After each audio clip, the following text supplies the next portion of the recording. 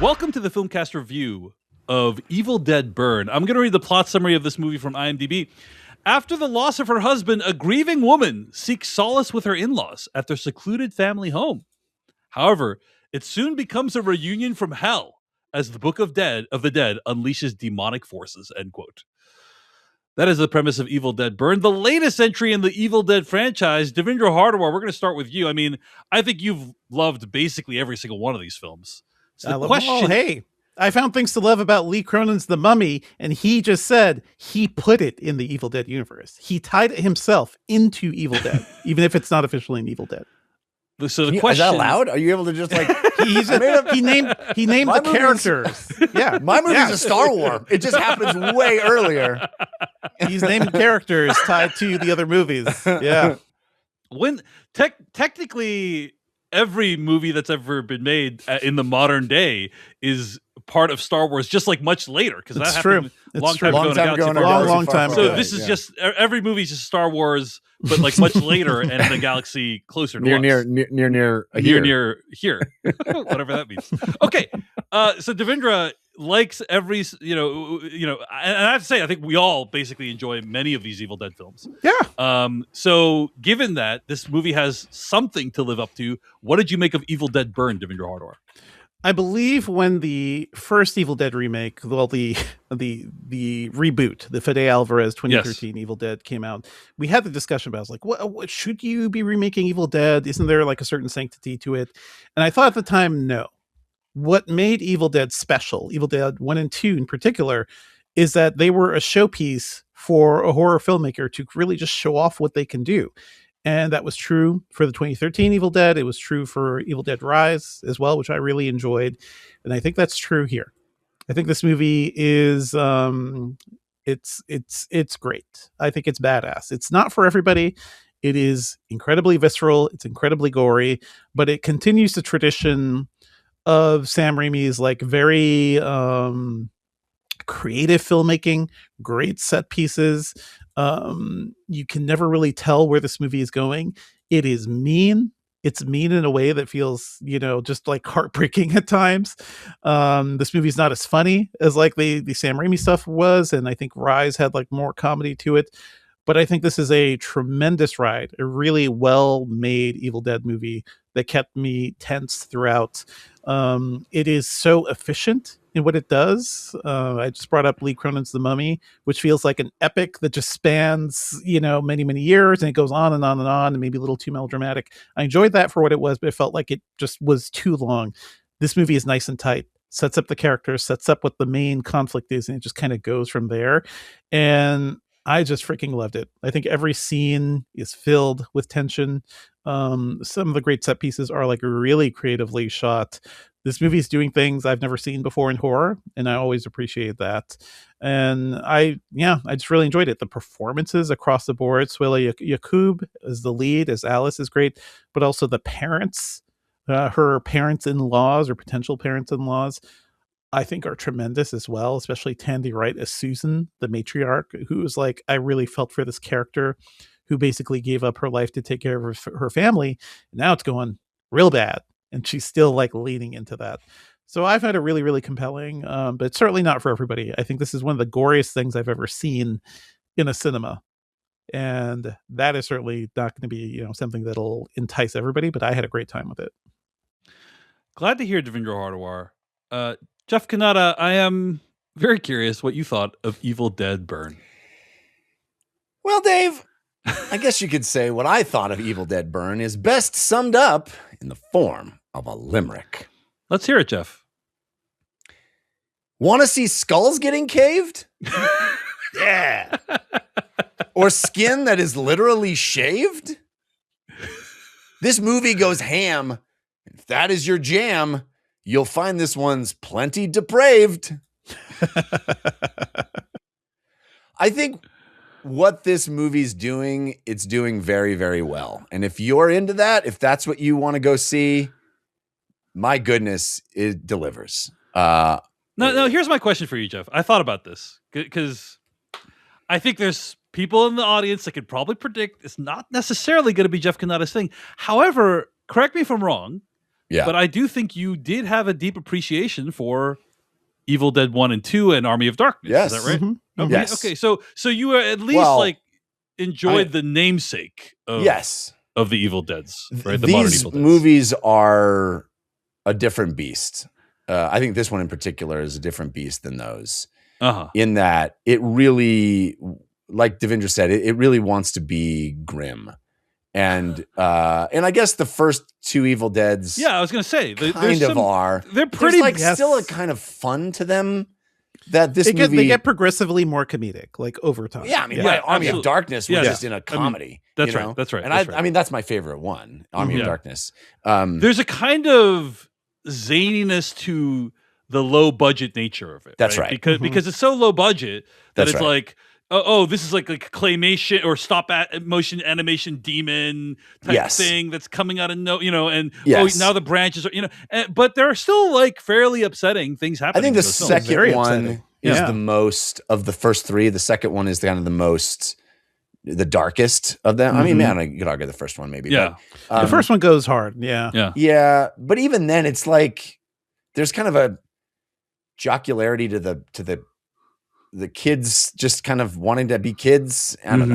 Mhm. This movie is just like, I think Devindra said it well. This movie is mean and intentionally so. I mean, it is truly, it's gruesome, it's grim, it's cruel, and I don't know. It's not my jam. But even saying that, I could appreciate the level of intensity that it gets to. It's relentless. And there's a point, the movie's an hour and 50 minutes. Like 45 minutes in, I was like, I looked at my watch. And I was like, we have another hour of this It keeps going. because it, like Devindra pointed out, it gets to where it's going very quickly and it stays there. It just stays there. It's like, I love that. it's not a horror movie where there's lots of story and then the horror happens late in the movie. This is a movie where, like The Exorcist, for example, like, you're doing a lot of other things and there's like foreboding. And then we get to the grim stuff. The Evil Dead Burn, we're in gruesome very quickly and it just stays there and turns the screws. Almost literally. It constantly is showing you new repugnant visuals that are meant to not just horrify you, but sicken you. And so, and there are people that like, that's what they want. And for them, I think this movie is going to be catnip. For me, it was a little much. it was a little much. And the other thing is the movie absolutely lives in close up. See, everything is close up to close up to close up to close up to close up. Close up of the face, close up of the glass of wine, close up of the mantle, close up of another face. It's like there's no, and I think intentionally to create that tension and that feeling of claustrophobia. Yeah, but it's not a style that I like. It does open up sometimes in like prolonged sequences of just like and at those points I think are it because it opens up. Then you're like, holy shit, there's so much happening now. Yeah. There's a oneer in the middle of this movie that's pretty spectacular. That they released that as the teaser trailer. Basically, oh, did they? It's really good. Part of that scene, like people falling into frame. And like the choreography of it is quite spectacular. And even I, who am sort of not into this level of depravity, appreciates the artistry at work in going as hard as this movie goes. I think it is overlong. There's an ending, and then the movie goes on for another 15 minutes. Yeah, and I think it could have just ended at the ending, and it didn't need the extra 15 minutes. Like we never go to another location. This movie goes to another location. It's like we didn't need to go to that location. The movie had an awesome end. It was an awesome ending, and then it like adds more, and it's like I didn't need that. But I was already sort of like ready to be done pretty soon. So again, my review is not going to be the review you go on, right? Because this is not a movie that I would probably take myself to see in the abstract. Like I only went because we're reviewing it. It's not the kind of movie that I'm drawn to. having said that, I can appreciate it really goes there and goes there hard and stays there. Like the fact that it keeps finding new ways to be disturbing. I mean, disturbing is the wrong word. It's like sickening. It's like it's truly gruesome. And I love how it gives you a little preview every time. Like the camera will just pan through the kitchen. Oh, that's an open dishwasher rack. That could be something. I love how it pans through across the safety razor. You're like, that's a safety razor. It's really hard to hurt yourself with a safety razor unless you try. We'll figure it out. Try really hard. Figure it out. Yeah. All right. So it sounds like your appreciation of the original Evil Dead films didn't extend to this one. And I think it's like, these are, I think, I would say that the fact that they are now so realistic looking makes them kind of a different class of film than like an Evil Dead 1 or 2. Sure. Agree 100%. Like the fact that it's like so photorealistic when you like rip someone's skin off, right? Yeah, like things that happen are very grounded in naturalism. Let's just say that. I mean, the one point where Devindra and I might disagree is you can read into it, but I don't think there's much story here. But I don't think the movie is interested in that. It's a very basic story. Well, this guy is shitty. Let me take over, if I may, to share my thoughts, right? Which is when you marry someone. Yes. You're not just marrying a person, right? You are marrying into a family. And all the books that they've ever had. And also all the traumas that family has ever endured. Many of which you don't even know about, right? Like many of which often an innocent walking into this situation. That's right. Yeah. That's right. And there's kind of no way to know about them all before you, That's right. And what this movie presupposes is, what if the family's demons were literal demons, right?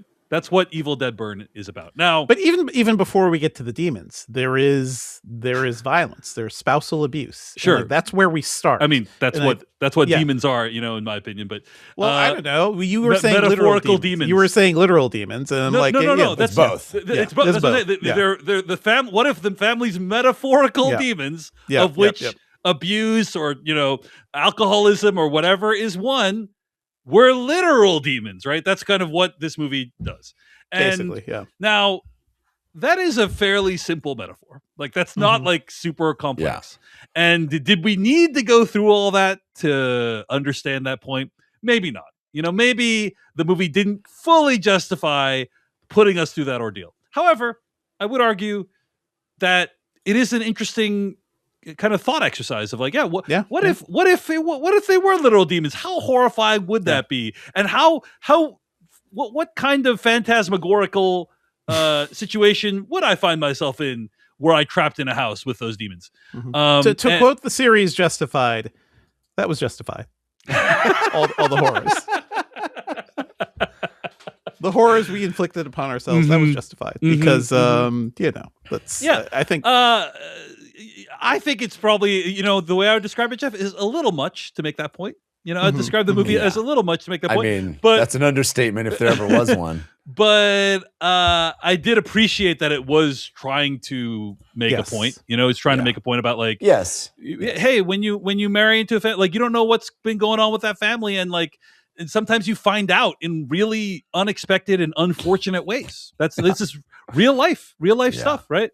Of course, real life stuff usually doesn't have someone drinking candle wax and stuff like that, like they do in the trailer.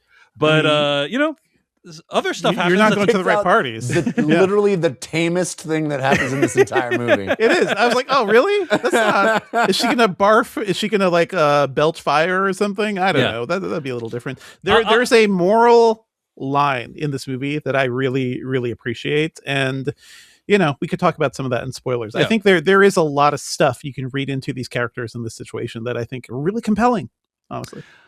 I'm going to also say that there are a couple of tour de force sequences in the film. Like, I would say at least 3 to 4 sequences that I was like, wow, that is a very well thought out, well put together sequence. Like the director had this idea of like, and in this scene, these like 8 distinct beats are going to happen that are going to be like framed and captured in a unique and compelling way. And I think they pull it off. And so there is a real flair and passion behind the camera. And what I'm loving too about the Evil Dead franchise now is this has now become basically a horror movie testing ground for new and upcoming directors. That's right? what I said. Lee Cronin directed the last one, right? There's a new guy directing this one. Let me Sebastian Vanacek. I don't know if it's Vanacek or Vanacek. By the way, got to put this out there too. This Evil Dead Burn has a ripping soundtrack. So good. And there's like French rap on the soundtrack. That's the first thing I listened to after I got in the car after watching the movie. Francis Galuppi, who directed Last Stop in Yuma County, great film, is going to be directing Evil Dead Wrath coming out in 2028. And so, it's amazing that we have this franchise now that's like, hey, all these young up and coming directors can give like a little spin to this, and the last movie is so different than this one. You know, like I love it. In my opinion, like the setting is different, the configuration of characters is different, the effects is different, the set pieces are different. Like, there's just so much variety here but also at the same time, they're doing honor to the master, absolutely, as we all should. Pray at the altar of Sam Raimi. We live in a world where Sam Raimi's out here making bonkers, like thrillers, and also we got 2 Evil Deads this year.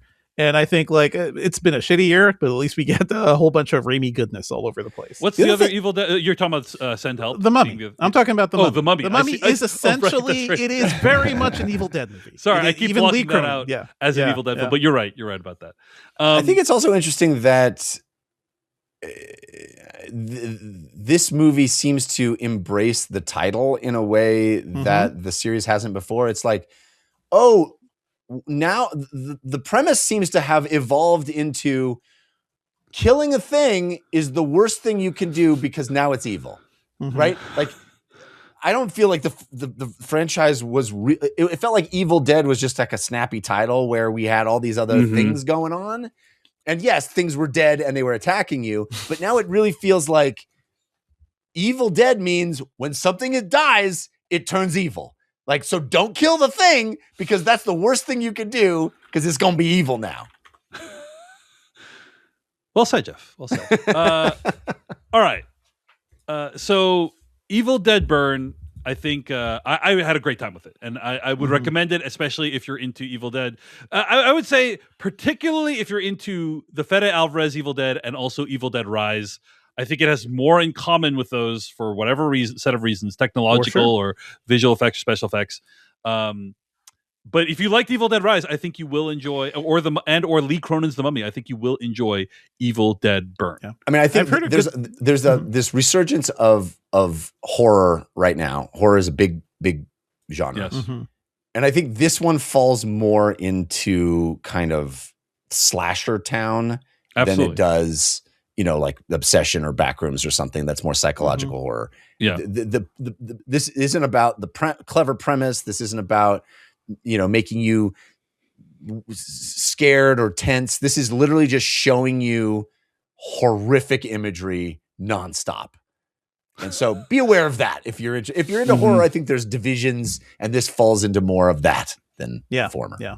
But it's more than like I keep seeing the poster from Bring Her Back. I keep thinking about our review of Bring Her Back, and I'm very glad this is not a bummer horror movie, because there are a whole lot of those too, where it's just like, things are shit. It's all shit, and we end in a shitty, sad place. There is a sense of fun and liveliness to this, even though the story itself can be serious at times. Right out the bat, I want to say you were talking about how the film lives in close-ups, and I appreciated the right out the gate from the beginning scene where the guy gets boiled alive in the pond, and then the kind of deadite steps on his hand, and then like the flesh just comes right off the bone, like he's been smoked for, like he's been in the smoker for 10 hours. It's real tender meat. Wow, that's a really effective close up of that, and it's like somebody took the time to like design that in a way that you know, it would catch your attention, and I really appreciate it. It's really thoughtful. Like that scene where it's like, I love how like we get the whole setup. It's a lake, two guys in a lake. They're fishing. What can happen here? Fishing hooks. Lake that boat rotor. That's going to be a problem eventually. The shot where the lake, she just starts boiling the lake. I was like, better see some fish popping up here. Oh yeah. Oh yeah. Just thinking about like what would this look like if you boiled a freaking lake? I love that. This is a thoughtful movie all the way through. Yeah. And then you get to the main events, and it's like, one thing I appreciated about the film too is how much you just hate this dude. Like not even the dude specifically, just this couple. Like I don't want them to be together because it's clearly very toxic. And that's established. Like that opening scene of them, the birthday stuff, and them at the bar arguing. That is such a realistic thing of being in a situation where you're friends with people and like, oh, something's off here. Something's not great. You're hanging out with a couple that really clearly should not be a couple, right? And also, is this a problem too? Like, should I say something to my friend because this seems really gross and weird? There's so much of this movie that is ultimately about people not stepping up to, like, if they recognize abuse, not trying to stop it, not trying to say much. And I found that, like, to me, that is the story. Like, this is a woman who's in an abusive relationship. The mother clearly knew. The brother tried to stop, but he's too much of a coward to really do anything. And we kind of go from there. And I found that all really, really compelling. What did we make of the fact that the idea is that Bruce Campbell's Ash Williams is the grandfather? Was that your interpretation, right? Because his photo is on the wall. Oh, I didn't catch that. There's a photo of the father on the wall, and I believe it is Bruce. I'm pretty sure it's Bruce Campbell.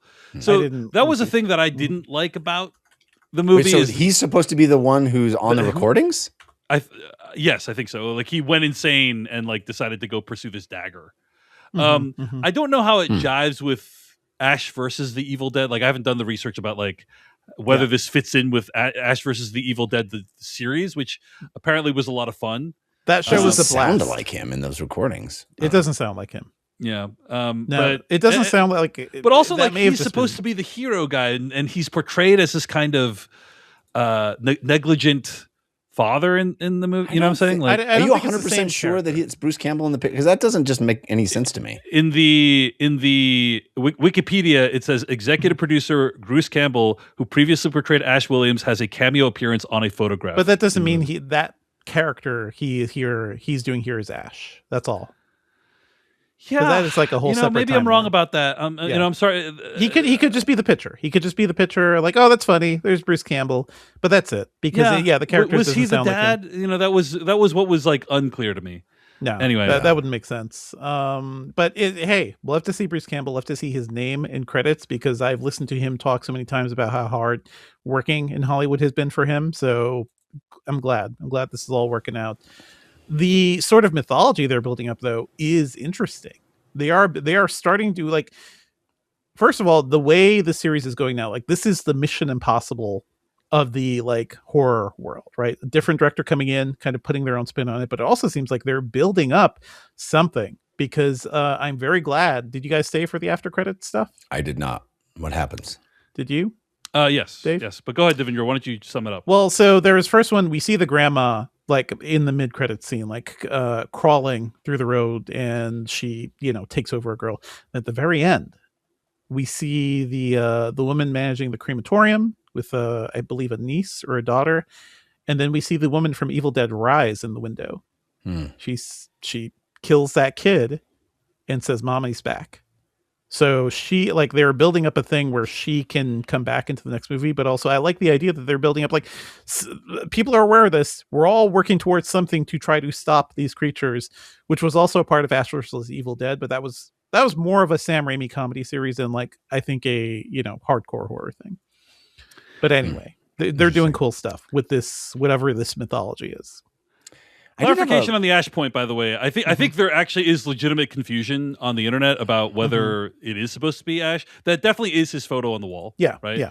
And also, I'm reading here from a comment on Reddit. We know that in Evil Dead Rise, there is a Bruce Campbell cameo in the record from 1923 where he warns the person reading the book to stop. The director of Rise confirmed that is supposed to be Ash. And the running theory is that he managed to do some time travel shenanigans to try to get home after the ending of Army of Darkness. We also know that the grandfather in Byrne was a member of something called the Circle of Wise Men, a cult dedicated to researching the Book of the Dead and finding and creating Kandarian daggers with the goal of fighting back against the Deadites. I believe Professor Raymond Noby was also a member of the Circle, as he was in the possession of one of the books and a Kandarian dagger, end quote. So was that Ash? Was Ash supposed to be the father? It doesn't make sense because I think he would have been back in time at this point in the timeline. So it's unlikely, but that is him on the wall. So, FYI, just letting people know. And if you have further thoughts, let us know at /homecast@gmail.com. But wanted to clarify that. Okay. Go ahead, Jeff. One moment of confusion for me in the movie was I thought it was kind of neat how it seems to be well established here that saliva alone from a deadite will turn you. Right. Like that moment where we put the fake teeth, right, the grandma's teeth, and then just get the saliva on it, put it back in her mouth, turns the grandma. But then the wife and the husband have that kiss, and I'm like, well, that's gonna turn her, and it kind of doesn't. It doesn't, right? Her eyes change. Her eyes change. She turns, but then she kind of like hides it a little bit. She is able to recognize her own humanity, and this also happens, I believe, in Evil Dead 2, when Bruce Campbell's character turns into a Deadite, and then like he recognizes his own humanity at some point, and then like becomes more human. So I think there's a kind of like in between stage that many people occupy. They're very loosey goosey about like how people get infected, though, because Alice is around a lot of the blood, a lot of the bodily fluids. Like at one point, like she looks up and like the girlfriend who was killed in the car is bleeding right into her eye. And if this were 28 days later, she'd be turned immediately. Well, it did. I don't think it landed in the pupil. It's close. It's pretty close. We've got ducts. We've got eye ducts. Like, it didn't touch any like viscera. I don't think it. But she was close to blood. She was close to like saliva. Maybe a little fleck of it got in her mouth. Anyway. Yeah. I have to say, by the way, what I think was yes, there's the oneer, right? There's a scene in the bathroom at the end. I think those are all amazing scenes. The scene in the car. But I was going to say the tour de force scene in this movie for me was the car sequence. When this guy is fighting his dad and with his wife in the car. And by the way, there's a moment in there, right, where his dad says, "Shoot me, why don't you?" He has a gun up to his head. He's like, "Shoot me, why don't you?" And he can't do it. He can't do it. And it's like a metaphor for, we have all these traumas that we carry along with us from like our parents and generations before us. And sometimes we need to put them down. We need to get rid of them. We need to put them away in order to live life with our spouse, with our new family. And people meanwhile, the girl's like, she's about to die. Yeah, she's like, please shoot your dad. I'm about to die. Please shoot your dad. I'm going to die if you don't shoot your dad. And he can't do it. But also we know that wouldn't have done shit. Yeah, sure. We know that now. If he shot his dad like 16 times and severed his head, blew up his head maybe. But I'm just thinking back at this movie, like every scene is there's something I love about it. I love the dinner scene. I love an awkward dinner sequence. This like harkens back to like Texas Chainsaw Massacre a bit. It's also like, you see that house. That house is clearly haunted. That house is clearly cursed. It's so funny. She's like, we got married here. And I immediately went, how long ago? How long ago? And let me tell you, as somebody who has experience with this, you do not want molds growing in your house, guys. It's not good for you. In your house. You don't want to be eating from a kitchen where like you don't know the safety of that meat and everything. Like it's very much Texas Chainsaw Massacre, and also reminded me about how like Resident Evil 7 also really like brought in a lot of Texas Chainsaw stuff. But it's just like that whole setting, that's just a conversation. Until he kills the dog, there's no real like horror stuff happening. But that whole sequence I thought was really, really compelling too. Like made me think like this director is somebody to watch out for. And that is why I love we're using the Evil Dead franchise like this. Just show off what you can do. You could do all sorts of things. You could do a tense family drama. You can do a straight out horror movie. I could see this guy doing an action movie based on like the oneer sequence. So it's great. Every sequence in this movie I'm down with. Jeff, I think the complaint you made in the main review was the construction site at the very end of the movie, right? Like they probably didn't need to go to the construction site. There was already a great ending with the house burning. Yeah, I'll be honest.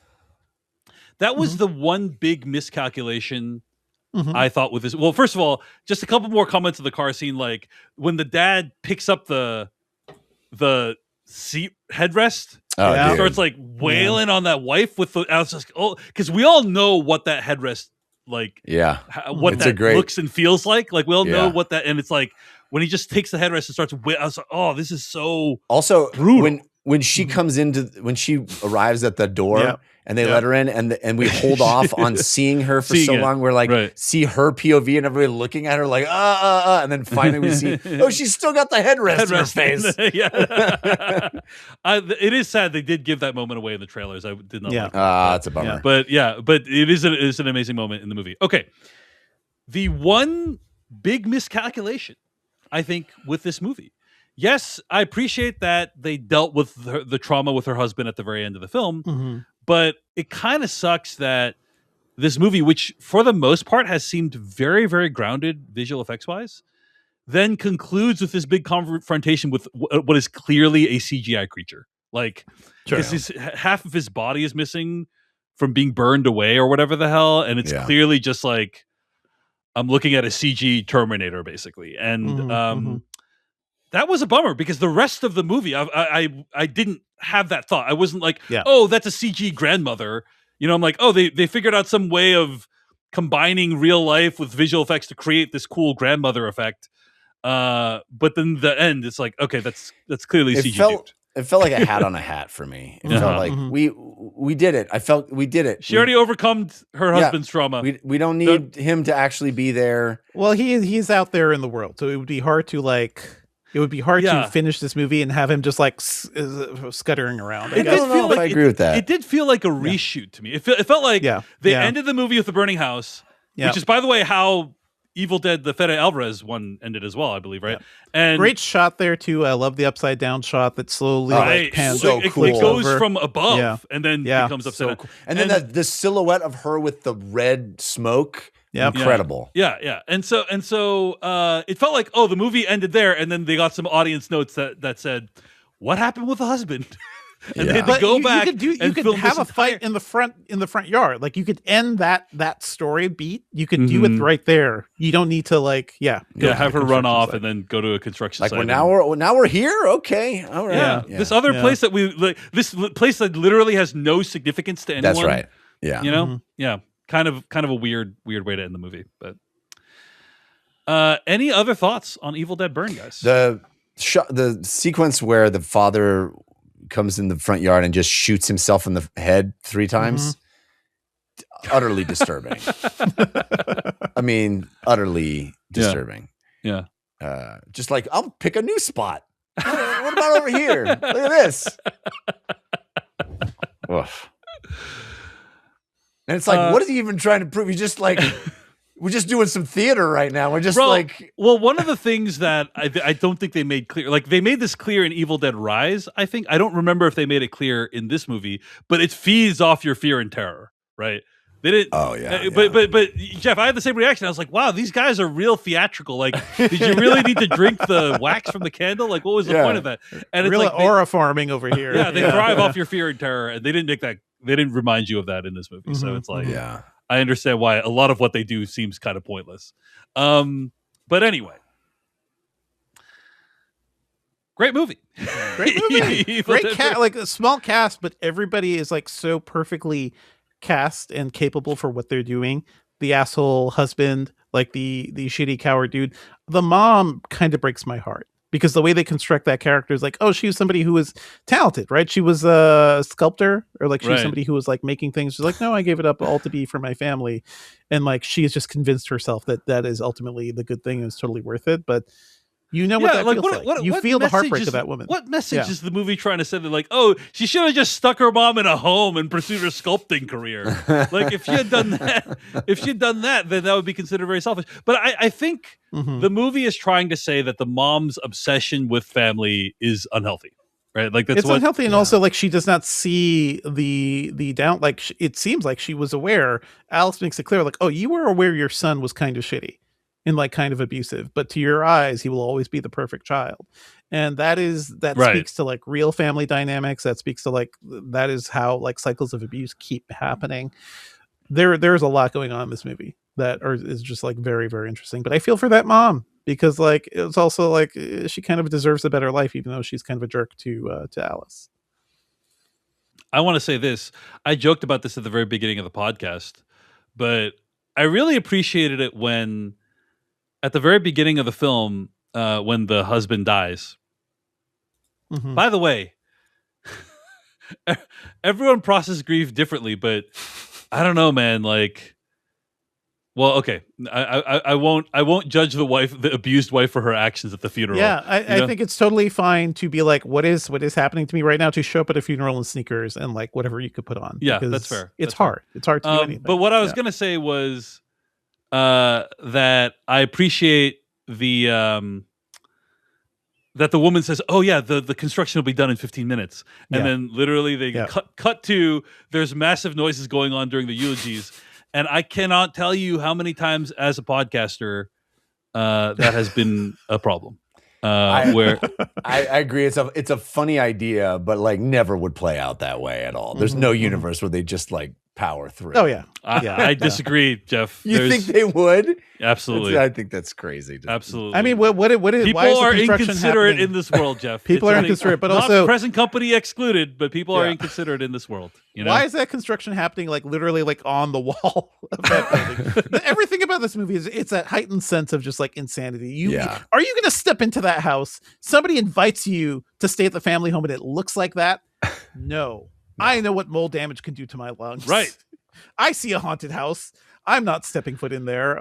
It's a lot of those things. But everything's heightened. I think part of the movie is about how we have to perform for our in-laws. Yes. Right? Like that's what it is. The little shows we need to put on for our in-laws. And you know, and the tension between what we need to do for our in-laws and what we actually want to do.